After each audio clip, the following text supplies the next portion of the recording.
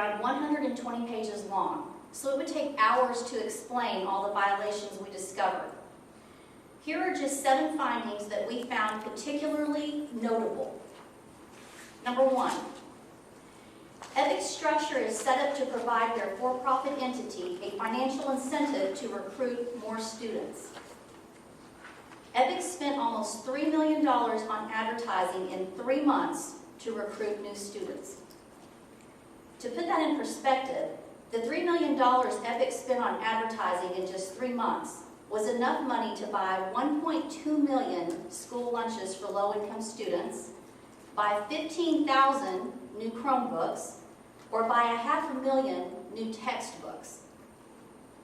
While many school districts are struggling, EPIC spent millions from the school fund on advertising, which benefited EYS for profit.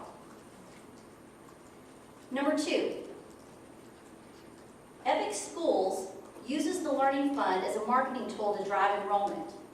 Parents expect $1,000 for their child for school curriculum and activities. The school has paid almost $80 million into this fund, which is managed by Ben Harris and David Cheney. The method EPIC used to calculate its student enrollment is still a mystery. So we cannot confirm that EYS was entitled to the nearly $80 million they received. It has never been independently audited.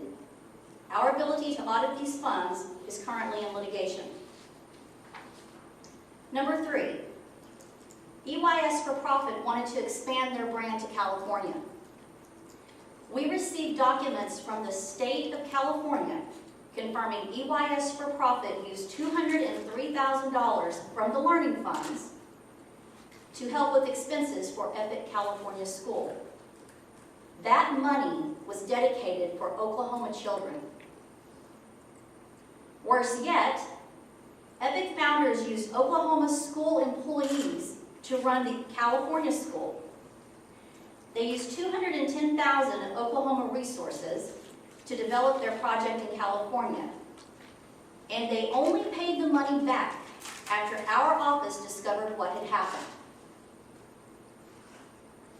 Harris and Cheney started the California school by using the pledged credit of Oklahoma EPIC charter schools.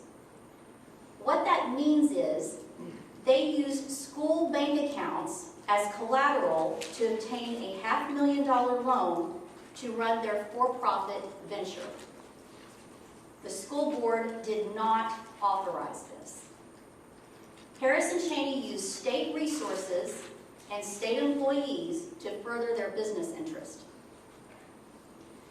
Number 4, EYS for Profit has a chief financial officer, a CFO, who serves not only EPIC charter schools and EPIC California schools, but also serves as CFO for EYS for Profit.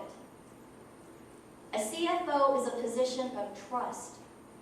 That person should watch over and safeguard the assets of the school district. How can the CFO of the school also be the CFO of the for-profit? On one hand, the CFO writes the check from the school funds, and then on the other hand, signs the back of the check as he deposits it on behalf of EYS for Profit. This violates the most basic accounting principles. You can't have a CFO whose priority is profit on one side and taxpayer protection on the other. Taxpayers must ask, are the students really the ones being served? Number 5, the legislature puts a 5% cap on administration costs for school districts to make sure as much money as possible goes to the children. EPIC exceeded that 5% cap on administrative cost overhead year after year. Last year, EPIC was forced to repay the state $500,000 for underreporting administrative costs above and beyond the 5%. However, that $500,000 was just a slap on the wrist. By our calculations, EPIC owes the state of Oklahoma $8.9 million. My responsibility is to ensure the accurate amount gets to each student. This is further illustrated as I go into number 6. Looking at this chart, you can see that $46 million was paid to the EPIC founders during the audit period. What did the taxpayers get for this? It appears that the arrangement between EPIC Charter Schools and EYS for Profit will provide everything needed for administration of the school.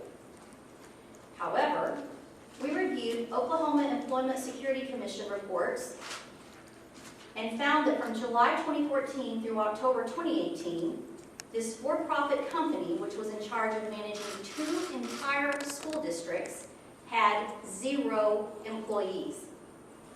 From November 2018 to present, EYS for Profit has hired just 3 employees. At the same time, EPIC School Fund, the amount retained by the school, pays for 75 administrative employees. When we ask about the number of employees, EYS for Profit provided for, when we ask about the number of employees EYS for Profit provided for school administration, Ben Harris told us, quote, "What the legislature will do if we make our employee count public record, they will bludgeon us about our fees," end quote. Number 7, major financial transactions are conducted without board approval. We found $6 million in transfers back and forth between EPIC school entities without board approval. We found $3.3 million in loans from one EPIC entity to another without board approval. That would be like the superintendent of Oklahoma City Schools, with no board approval whatsoever, just lending $3 million to the superintendent of Tulsa Public Schools. Public schools cannot do that.